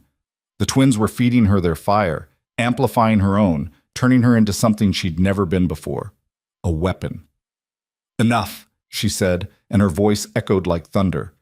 Rick stared at her, his eyes wide with something that looked like fear. Kalion shifted back to human form, blood streaming from the gash in his side, but his gaze never left Rick's. "You came here for her," Kalion said, his voice rough. "So here she is. Say what you came to say." Rick's jaw worked, but no sound came out. Kayla stood slowly, the fire still crackling around her. "You wanted me to be something I wasn't. A perfect Luna. A broodmare. A decoration to make you look strong. But I was never those things. And when you realized that, you threw me away." "You were broken," Rick said, but his voice wavered. "No," Kayla said. "I was incompatible.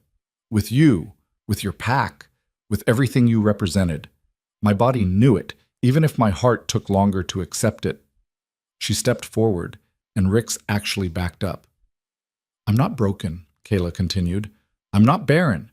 I'm carrying 2 children right now, and they're strong and healthy and everything you said I could never have. Not because I changed, but because I finally found someone who could match me." Rick's face crumpled. "I loved you." "No," Kayla said quietly. "You loved what you thought I could be. You never loved who I actually was." The words hung in the air, final and irrevocable. Rick looked at her, then at Kalion, then at the dragons surrounding them. His shoulders sagged. "You win," he said hoarsely. "This was never about winning," Kayla said. "This was about survival. And I survived." Kalion stepped forward, his presence radiating controlled violence. "Leave. Now. And if you ever come back, I won't stop at exile." Rick met his gaze for a long moment. Then he shifted, turned, and walked out of the hall. The wolves followed, silent and defeated. When the last one disappeared, Kayla's legs gave out. Kalion caught her before she hit the ground, lowering her gently. "Easy. I've got you." "The twins are fine," Mira said, appearing at her side. She pressed her hands to Kayla's stomach, and the fire there settled, the twins' presence returning to normal. "They're fine, but you need to rest." Kayla nodded, too exhausted to argue. Kalion lifted her effortlessly, cradling her against his chest. "I'm taking her to our chamber." Mira didn't argue. As Kalion carried her through the halls, Kayla rested her head against his shoulder. "You're hurt. I'll heal." "Kalion, I'll heal," he repeated. "As long as you're safe, nothing else matters." Kayla closed her eyes, feeling the bond hum between them, and let herself believe him. 3 days later, word reached the mountain that Rick's had been overthrown. Kayla sat in the courtyard when Saris brought the news, her expression caught between amusement and satisfaction. "His pack challenged him," Saris reported. "Said he'd led them into a suicide mission. They stripped him of his title and cast him out. Last anyone saw, he was heading into the expanse." Kayla's chest tightened. "The wasteland? Fitting, isn't it?" Saris said. "He sent you there to die. Now he's walking the same path." Kayla should have felt vindicated. Instead, she just felt tired. "What happens now?" "Now?" Saris shrugged. "His pack has a new alpha, a woman named Kara. Smart, practical. She's already sent word that she wants to establish peaceful terms with us." Kalion, who'd been standing nearby, raised an eyebrow. "That's a first." "She's not an idiot," Saris said. "She saw what happened to Rick's. She doesn't want to repeat his mistakes." Kayla looked down at her hands, still faintly glowing with residual heat. "Do you think he'll survive out there?" "Does it matter?" Saris asked. "No," Kayla said quietly. "I suppose it doesn't." But that night, as she lay in bed with Kalion's arms around her, she thought about Rick's walking alone into the wasteland. The same wasteland where she'd nearly died. The same sun that had tried to burn her alive. And she wondered if he'd find what she'd found. Probably not. Because Rix had never been willing to change, to grow, to admit he was wrong. And the wasteland didn't forgive stubbornness. The pregnancy progressed, though not without difficulty. By the 4th month, Kayla's body was struggling to keep up with the twins' demands. She was constantly exhausted, her fire burning hotter and hotter as the children grew. Mira worked with her daily, helping her balance the heat, teaching her how to channel it without letting it consume her. "They're growing faster than they should," Mira said during one session, her hands pressed to Kayla's swollen belly. "At this rate, you won't make it to full term." "How much time do I have?" Kayla asked. 6 months, maybe 7, instead of 9. Kalian, who'd been pacing the room, stopped. "Is that safe?" "For dragon children, yes. For Kayla?" Mira hesitated. "I don't know. Her body is adapting, but it's being pushed to its limits." "Then we make sure she doesn't go beyond those limits," Kalian said firmly. Kayla wanted to argue, but another kick from one of the twins stole her breath. She pressed her hand to her stomach, feeling the fire beneath her skin. "They're restless." "They're strong," Mira corrected. "Too strong. I've never felt power like this in unborn children." "Is that bad?" "It's unprecedented." Mira pulled her hands back. "Just be careful. And listen to your body. If something feels wrong, tell us immediately." Kayla nodded. That night she stood in the courtyard again, staring up at the stars. The twins were active, moving constantly, their fires flickering in tandem with hers. She could feel them now, not just their presence, but their personalities. One was fierce, aggressive, always pushing. The other was calmer, steadier, but no less strong. "They're going to be a handful," Kalion said, appearing beside her. Kayla laughed. "That's an understatement." Kalion's hand came to rest on her stomach, and the twins responded immediately, pressing against his palm. "They know me." "Of course they do. You're their father." Kalion's expression softened, and Kayla felt a wave of emotion through the bond. Pride, fear, love so fierce it almost hurt. "I won't let anything happen to you," he said quietly. "Or to them." "I know. I mean it, Kayla. Whatever it takes." Kayla turned to face him, placing her hand over his. "I'm not afraid. Not anymore." And she meant it. Because for the first time in her life, she wasn't just surviving. She was thriving. The 5th month brought visitors. Not wolves this time, but dragons. They came from the outer peaks, drawn by rumors of Kylion's bonded mate, a wolf carrying dragon children. Some came out of curiosity. Others came to see if it was true. And a few came to challenge it. "She's an outsider," one of them said, a male with silver scales and cold eyes. His name was Torvon, and he'd made his displeasure clear from the moment he arrived. "She doesn't belong here." "She's my mate," Kalian said flatly. "That makes her one of us." "By what law?" "By mine." Torvin's eyes narrowed. "You're king of these peaks, Kalion. Not of all dragons. You can't just decide—" "I can decide whatever I want in my own territory," Kalion interrupted. "And I've decided she stays. If you have a problem with that, you're welcome to leave." Torvin's jaw tightened. "And if I challenge your decision?" The temperature in the hall dropped. Kalion stepped forward, and the air around him began to shimmer with heat. "Then you'll lose." Torvon held his gaze for a long moment, then looked away. "Fine. But don't expect everyone to accept this as easily as I have."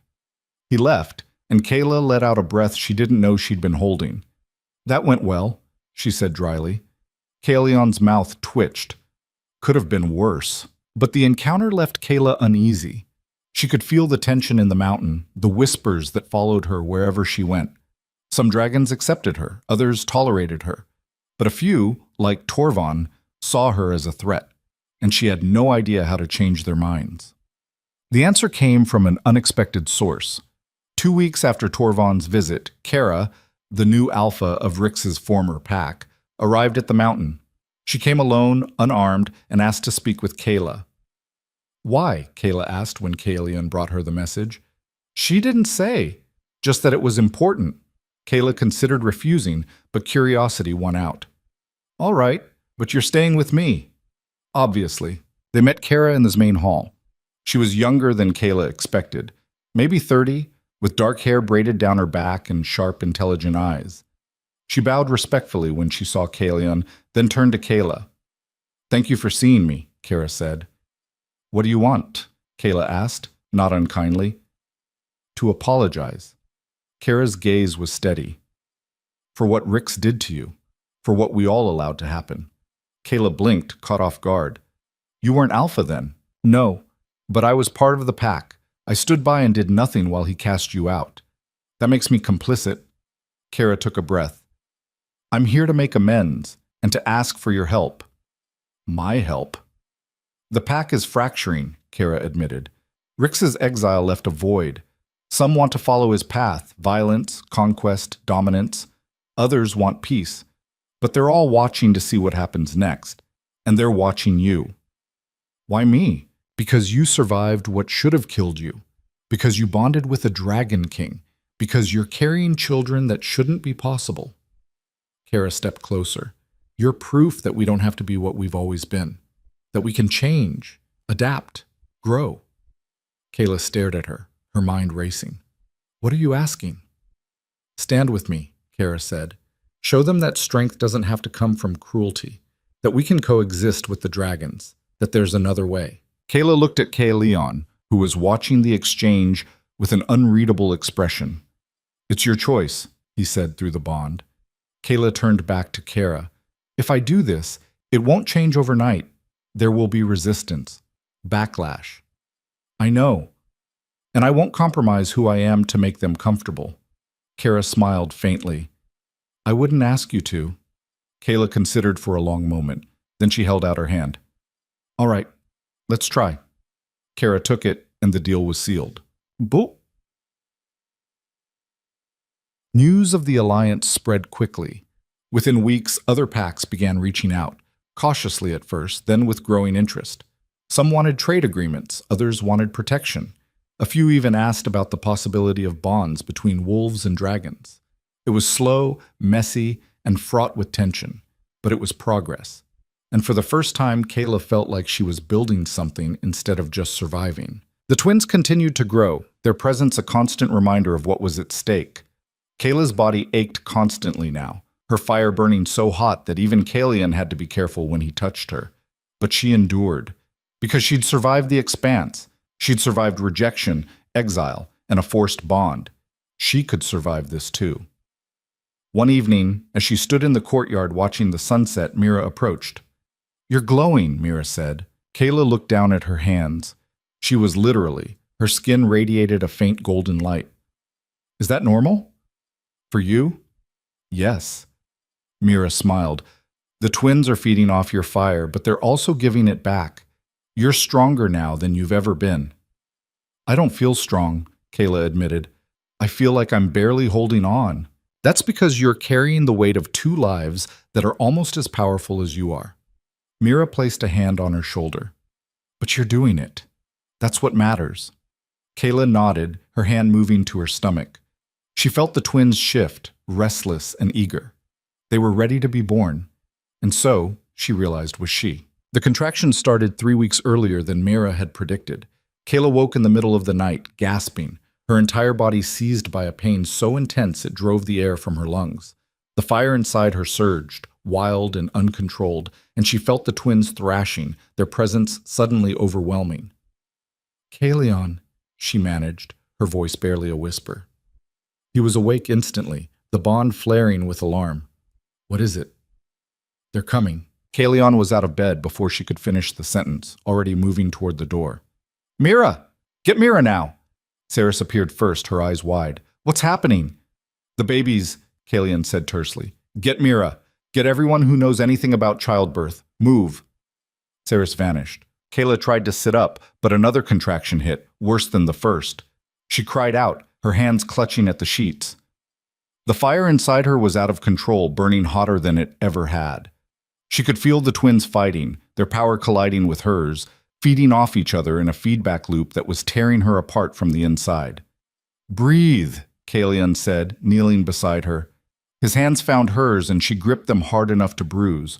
"Just breathe." "They're too strong," Kayla gasped. I can't hold them." "Yes, you can." Kalion's voice was fierce. "You've survived worse than this. You survived the expanse. You survived Rix. You can survive this. Mira burst into the room, followed by two other women Kayla vaguely recognized. They moved with practiced efficiency, assessing the situation in seconds. How far apart are the contractions? Mira demanded. 2 minutes, Kalian said. Mira cursed. That's too fast. She's not ready. Tell that to them, Kayla ground out. Mira pressed her hands to Kayla's stomach, and her expression darkened. They're burning too hot. If we don't stabilize the fire, they'll consume her before they're born. Then stabilize it, Kalian snapped. I'm trying. Mira's hands glowed with amber light as she poured her own fire into Kayla, trying to create a balance. But the twins resisted, their power pushing back. They don't want to be contained. They want out. Another contraction ripped through Kayla, and this time she screamed. The sound echoed through the mountain, raw and primal. Kalion's grip on her hand tightened, and she felt his desperation through the bond. What do we do? Mira's jaw set. We let them come, and we pray she's strong enough to survive it. The hours that followed blurred into a nightmare of pain and fire. Kayla lost track of time. All she knew was the endless cycle of contractions, each one worse than the last, each one bringing the twins closer while simultaneously threatening to tear her apart. The fire inside her raged out of control, and no matter how much Mira tried to balance it, the twins' power kept overwhelming hers. I can't do this, Kayla gasped at one point, her voice breaking. I can't. Yes, you can, Kalian said, his face inches from hers. Look at me, Kayla. Look at me. She forced her eyes open, meeting his gaze. You are the strongest person I've ever met, Kalian said, and his voice shook with an emotion she'd never heard from him before. You survived being thrown away like garbage. You survived the wasteland. You severed a bond and built a new one. You fought off an entire pack. You are not going to die giving birth. They're too powerful, Kayla whispered. They're going to kill me. No. Kalian's hands framed her face, forcing her to hold his gaze. They're yours. You gave them life. You fed them your fire. They're not going to destroy you.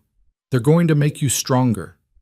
Kayla wanted to believe him, but another contraction hit and the world dissolved into white-hot agony. She felt herself slipping, the edges of her consciousness fraying.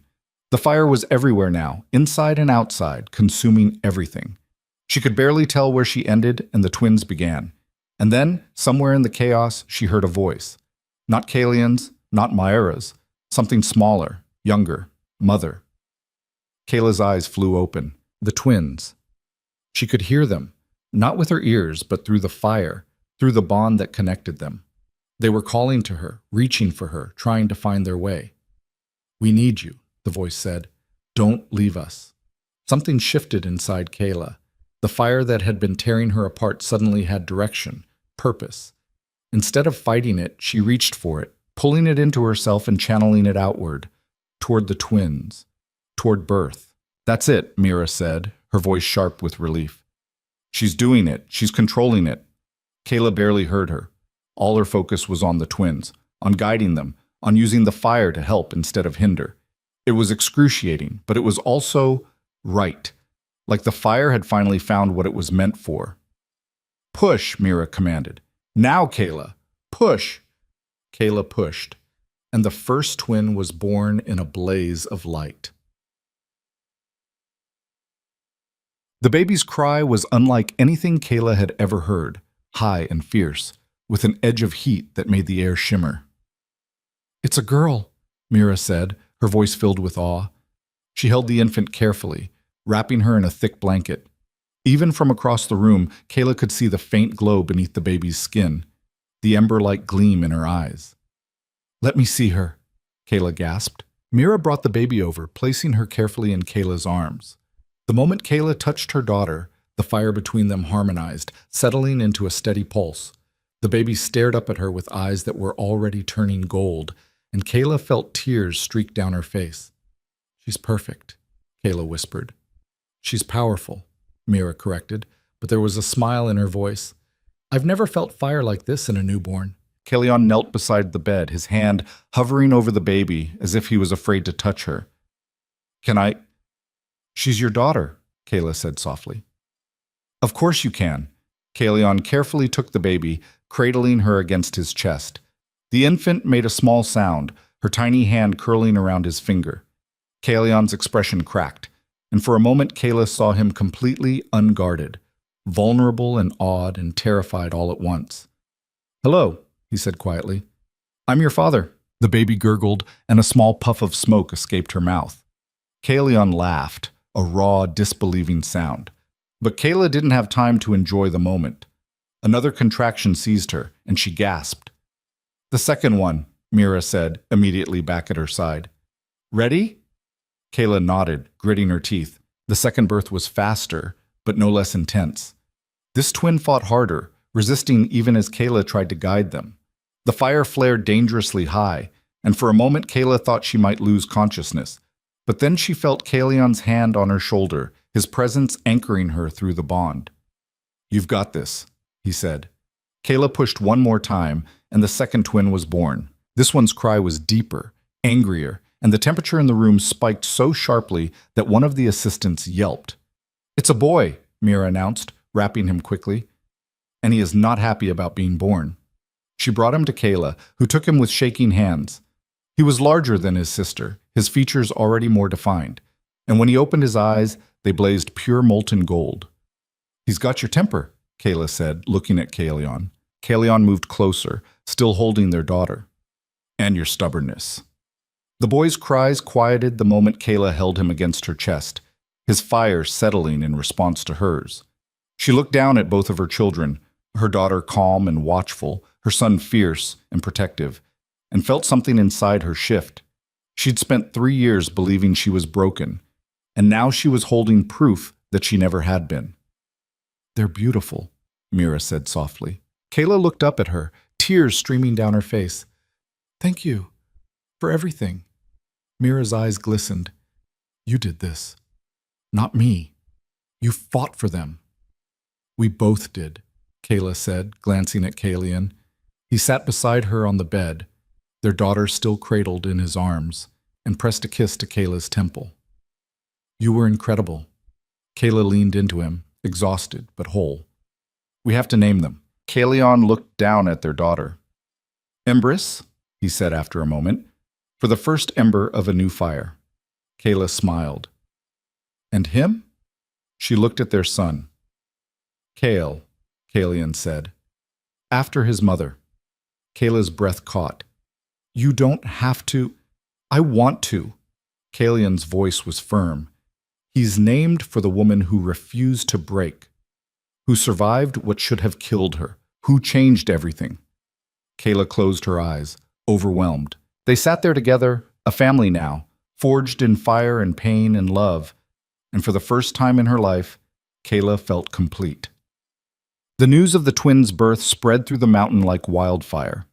Dragons came from all over the peaks to see them, curious and cautious. Some brought gifts, woven blankets, carved toys, vials of precious oils. Others simply came to witness, to see if the rumors were true, that a wolf had borne dragon children, that the impossible had become real. Kara arrived 3 days after the birth, accompanied by a small delegation of wolves. She'd sent word ahead, asking permission to visit, and Kayla had agreed. When Kara saw the twins, her expression shifted through several emotions: shock, awe, and something that looked like hope. "They're real," Kara said softly. "Very real," Kayla said, adjusting Empress in her arms. "And very loud," Kara laughed. "May I?" Kayla hesitated, then nodded. She carefully transferred Empress to Kara's arms, watching closely. Kara held the baby with surprising gentleness, her eyes soft. "She's beautiful. They both are." Kael, asleep in a basket beside the bed, chose that moment to wake up and immediately start crying. Kalion scooped him up, murmuring low reassurances until the baby settled. "This changes everything," Kara said, still staring at Empress. "If they can exist, if they can thrive, then maybe—" She stopped, her throat working. "Maybe there's hope for the rest of us," Kayla finished. Kara nodded. "Some of my wolves have already asked about the possibility of—" She gestured vaguely. "Bonding with dragons?" Kalion asked. "Yes." Kalion's expression was unreadable. "It's not something that can be forced. The fire has to match. But if it does, he looked at Kayla, then yes, it's possible. Kara handed Empress back to Kayla carefully. Thank you for proving it could be done. I didn't do it to prove anything, Kayla said. I did it to survive. And that's exactly why it matters, Kara said. Over the following weeks, Kayla adjusted to her new reality. Motherhood was harder than she'd expected. Empress was relatively easy, calm, curious, content to watch the world with those gold-flecked eyes. But Kyle was demanding, restless, burning through energy faster than Kyla could keep up with. He cried when he was hungry, cried when he was tired, and cried when he simply wanted attention. He's going to be a handful, Mira said one afternoon, watching as Kayla tried to soothe him. That's an understatement, Kayla muttered. But despite the exhaustion, despite the constant demands, Kayla had never been happier. She watched Empress discover her hands, watched Kale's first attempt at rolling over, watched them both respond to Kaelion's voice with immediate recognition. Every small milestone felt like a victory. And slowly, the mountain adjusted. The dragons who'd been skeptical at first began to soften. They saw how Kaelion doted on his children, how fiercely he protected Kayla. They saw the twins grow stronger every day, their fires bright and stable, and they began to accept that maybe, just maybe, change wasn't something to fear. Torvon returned 2 months after the birth, his expression guarded. I was wrong, he said bluntly when he found Kayla in the courtyard. Empress was strapped to her chest in a sling, dozing peacefully. About you. About them. Kayla raised an eyebrow. What changed your mind? I saw your daughter breathe fire yesterday, Torvon said. She's 2 months old and already showing more control than some yearlings. That's not wolf blood. That's pure dragon. She's both, Kayla corrected, and so is her brother. They're proof that we don't have to be one or the other. We can be something new. Torvon studied her for a long moment. Then he inclined his head. You have my respect, Luna. It was the first time anyone had called her that since the day Rix cast her out. Kayla felt tears prick at her eyes, but she blinked them back. Thank you. 6 months after the twins were born, Rix returned. Kayla was in the lower halls with Mira when the alarm sounded. Her heart jumped into her throat, and she immediately reached for the bond, finding Kaelion already moving. Stay here, Mira said. Not a chance. She handed Empress to one of the attendants and ran toward the main hall, Mira close behind. When she arrived, she found Kaelion standing at the entrance, blocking the way. And beyond him, framed in the archway, was Rix, except he barely looked like himself anymore. His hair was matted and filthy, his clothes torn and stained. He'd lost weight, his face gaunt and shadowed, but worst of all were his eyes, empty and hollow, stripped of the arrogance and fury that had once defined him. Kayla, he said, and his voice cracked. Kaelion didn't move. You have 10 seconds to turn around and leave. Please, Rick said, ignoring him. I just want to talk to her. You lost that right, Kaelion said coldly, when you threw her into the expanse to die. I know. Rix's shoulders sagged. I know what I did. I know I can't take it back. But I need to see her. Just once. Kayla stepped forward, placing a hand on Kaelion's arm. Let him speak. Kaelion's jaw tightened, but he moved aside. Kayla walked past him, stopping a few feet from Rix. Up close, he looked even worse. Broken, defeated, a shadow of the man who'd once ruled a pack. What do you want? She asked quietly. To apologize, Rix said. For everything, for not seeing what you were, for throwing you away, for trying to force you back. He swallowed hard. You were right. About all of it. Kayla crossed her arms. And I don't expect forgiveness. I know I don't deserve it, but I needed you to know that I understand now. What I lost, what I destroyed. His voice broke. You were never the problem. I was. Kayla stared at him, waiting for the anger, the vindication, the satisfaction. But all she felt was tired. I forgave you a long time ago, she said finally, not because you deserved it, but because holding on to that anger was killing me. So yes, Rix, I forgive you, but that doesn't mean I want you in my life. Rix nodded slowly. I understand. He turned to leave, then stopped. I heard about the children. Congratulations. Kayla's throat tightened. Thank you. Rix looked back at her one last time, and she saw something in his eyes. Regret, maybe, or loss. Then he walked away, disappearing into the mountain path. Kalion moved to her side. Are you all right? Kayla nodded. I am. And she meant it, because Rix's approval didn't matter anymore. His regret didn't change what he'd done, but seeing him broken and lost, walking the same path she'd once walked, brought a kind of closure she hadn't known she needed. She'd survived, and he hadn't. That was enough. Chasang. 3 years later, the mountain was unrecognizable. The alliance between wolves and dragons had grown, spreading to other packs, other territories. Trade routes had been established. Bonds had been formed. Not many, but enough to prove it was possible. And at the center of it all was Kayla, the wolf who'd refused to die. She stood in the courtyard now, watching as Embrys and Kael chased each other around the stone pillars. Embrys moved with grace, her scales, yes, scales, faint and shimmering along her arms, catching the light. Kael was faster, more aggressive, his fire already strong enough to singe the ground when he lost his temper.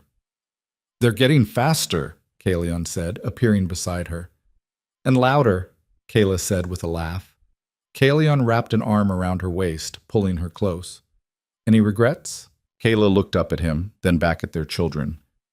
Not a single one. Good. Kalion pressed a kiss to her temple. Because I'm thinking about more. Kayla's eyes widened. More children? Why not? We're good at it. Kayla laughed, swatting his chest.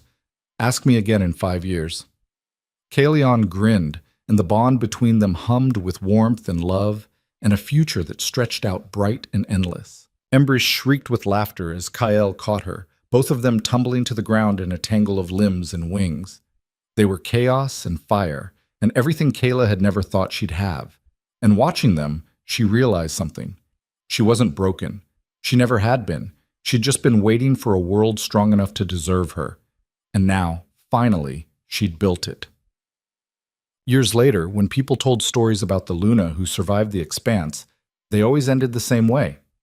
Not with her exile, not with her suffering, but with her rising. Because Kayla Thorne didn't just survive, she thrived, and the children she bore, the twins who carried fire in their veins and strength in their hearts, became the first of a new generation. Proof that change was possible, that the old ways didn't have to define the future, that sometimes the broken pieces were just waiting to be put back together in a new shape. Kayla stood on the highest peak of the mountain one evening, the wind whipping through her hair, the sun setting in a blaze of red and gold. Behind her, the mountain thrummed with life. Dragons and wolves, adults and children, all coexisting in a peace that had once seemed impossible. Kalion joined her, slipping his hand into hers. What are you thinking? He asked. Kayla smiled. That I used to think my story ended in the wasteland, that being cast out was the worst thing that could happen to me. And now? Now I know it was just the beginning. She turned to face him, the fire inside her burning steady and strong. I was never barren, she said. I was just waiting for something worth creating. And as the sun dipped below the horizon, casting the world in shades of fire, Kayla Thorne, once discarded, once broken, now whole, knew that she'd finally found where she belonged. Not in the pack that rejected her, not in the title they stripped away, but here, in the fire, in the family she'd built, in the future she'd claimed. She was never meant to be their Luna. She was meant to be something far greater, and she was.